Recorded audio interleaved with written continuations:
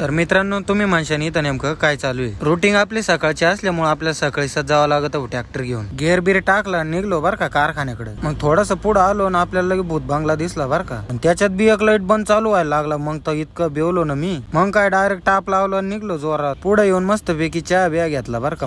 मग एक ठिकाणी खाली उतरलो, मस्तपैकी डाम बिम पाहिलं, ते सगळं ओके होतं बर का. आपला ट्रॅक्टर तर चढला बर का, पण आपल्याला आता जोडीदाराला वाढायला जायचंय. या ट्रॅक्टरला लोड जास्त असल्यामुळे याला रोज टोचन करावं लागतं.